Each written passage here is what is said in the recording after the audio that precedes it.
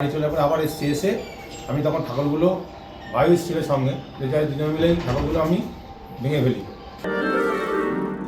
নদিয়া শান্তিপুরে দেবী মূর্তি ভাঙার ঘটনায় এবার পুলিশের জালে গ্রেপ্তার দুই মূল অভিযুক্ত, যাকে কেন্দ্র করে চর্চার বিষয় হয়ে দাঁড়িয়েছে গোটা রাজ্য জুড়ে। নদিয়ার শান্তিপুরে একাধিক দেবী মূর্তি ভাঙার ঘটনায় এবার গ্রেপ্তার হলো দুই মূল অভিযুক্ত। অভিযুক্তদের নাম অমিত দে এবং অসিত দে, বাড়ি শান্তিপুর থানার অন্তর্গত সর্বনদীপাড়া এলাকায়, যারা প্রায় দিন কয়েক রাতের অন্ধকারে সর্বনন্দীপাড়া এলাকার লোকনাথ মন্দির সংলগ্ন একটি মৃৎশিল্পীর কারখানায় তৈরি করে রাখা একাধিক দেবী মূর্তি ভেঙে ফেলে। কার্যত কোন মূর্তি দুমড়ে মুচড়ে ফেলা হয়, কোনো মূর্তি আবার মাটিতে থেতলে দেওয়া হয়। এই ঘটনা সামনে আসতেই গোটা দেশ জুড়ে নিন্দার ঝড় শুরু হয়। এবার সেই ঘটনার তদন্তে নেমে 5 দিন পর দুই অভিযুক্তকে গ্রেপ্তার করল পুলিশ।